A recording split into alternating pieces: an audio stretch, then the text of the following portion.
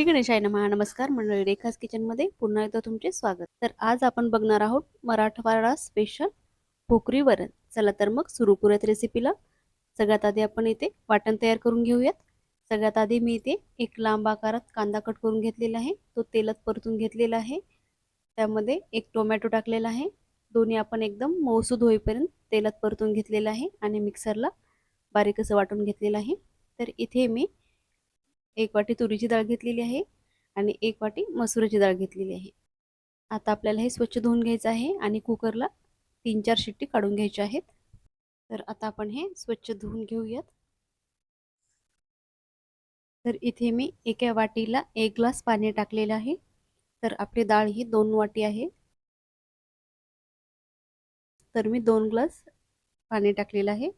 आणि एका डब्यामध्ये मी राईस शिजवून घेतलेले आहेत. साईड बाय साईड डाळ आणि भाताचा मी कुकर लावलेला आहे. तर आपण बघूयात 4 शिट्ट्या झालेल्या आहेत. आपली डाळ आणि भात शिजून झालेला आहे. तर भाताचा डब्बा आपण पहिलं साईडला काढून ठेवूयात. आता आपण डाळ बघू शकता तुम्ही, डाळ आपली छान शिजलेली आहे. एकदम असं गाढी झालेली आहे डाळ आपली. तुम्ही डाळ शिजवताना यामध्ये हळद टाकू शकता. मी हळद डाळ शिजवताना टाकायला विसरली, पण काही हरकत नाही, नंतर आपण टाकू शकतो. त्याने काही इतकासा जास्त फरक पडत नाही चवीमध्ये. तर आपली डाळ तुम्ही बघू शकता, मस्त अशी डाळ शिजलेली आहे. आता आपण यामध्ये हळद टाकून घेऊयात.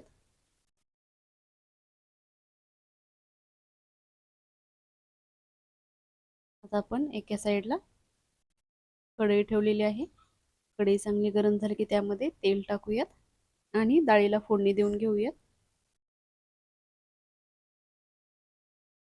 फोडणीसाठी इथे मी आपण कांदा टोमॅटोची प्युरी घेतलेली आहे, सुकं खोबरं, लसूण, लाल तिखट आणि हा मराठवाडा स्पेशल काळा मसाला, थोडीशी परत हळद घेतली आणि मीठ घेतलेले आहे चवीनुसार.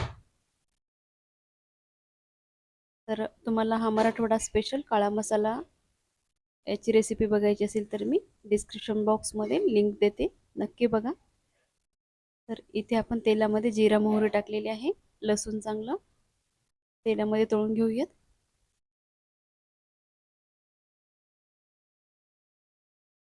लसूण चांगला ब्राऊन झाला की आपण यामध्ये सुकं खोबरं आहे ते टाकून घेऊयात.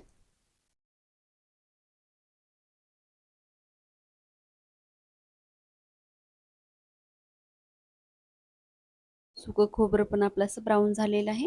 आता आपण यामध्ये कांदा टोमॅटोची प्युरी टाकून घेऊयात. ती पण चांगली आपल्याला तेल सुटेपर्यंत अशी शिजवून घ्यायची आहे.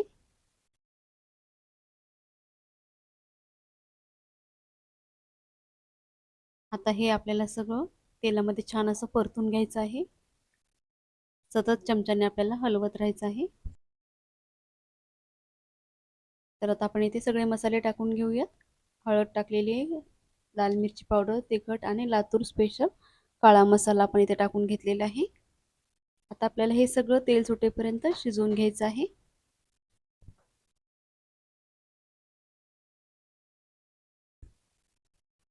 तर तुम्ही बघू शकता.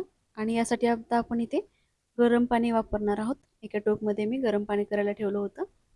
थोडंसं गरम पाणी टाकूयात आणि मसाला चांगला असा हा शिजवून घेऊयात.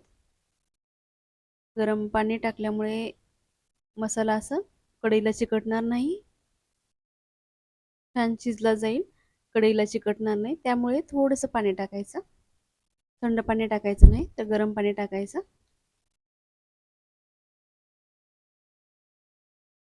आता इथे आपण जी डाळ घेतलेली आहे शिजून, ती डाळ आपण यामध्ये टाकूयात.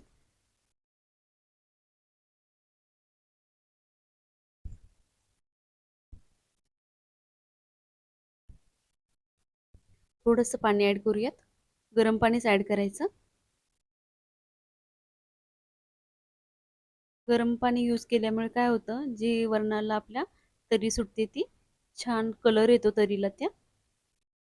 नाहीतर थंड पाणी टाकलं की वरण असं वितळल्यासारखं वाटतं. त्यामुळे अशी तरी येण्यासाठी आपण गरम पाण्याचाच वापर करायचा.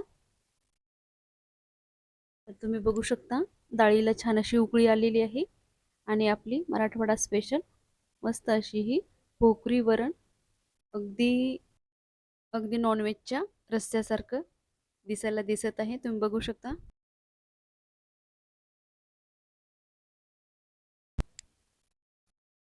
तर अशा प्रकारे नक्की ट्राय करा, खूप टेस्टी लागते.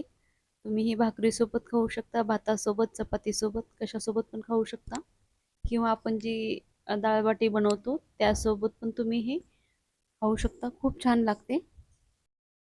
तर अशा प्रकारे ही आपली भोकरी मराठवाडा स्पेशल डाळ तर अशा प्रकारे आपली ही मराठवाडा स्पेशल भोकरी वरण तयार झालेली आहे. थोडीशी कोथिंबीर टाकूयात. तुम्ही बघू शकता छान अशी तरी पण आलेली आहे. मी तेलाचा इतका जास्त यूज करत नाही, तेवढ्या पुरतं करते. तुम्हाला थोडंसं जास्त यूज करायचं असेल किंवा वरून तडका द्यायचा असेल तेलाचा तरी तो तुम्ही देऊ शकता, ऑप्शनल आहे. तर तुम्ही पण असंच झणझणीत मराठवाडा स्पेशल भोकरी वरण नक्की ट्राय करा आणि कसं झालं ते मला नक्की कमेंटमध्ये सांगा. चला तर मग भेटूयात पुन्हा अशाच एका नवीन आणि छान छान रेसिपीसोबत. तोपर्यंत धन्यवाद. श्री स्वामी समर्थ.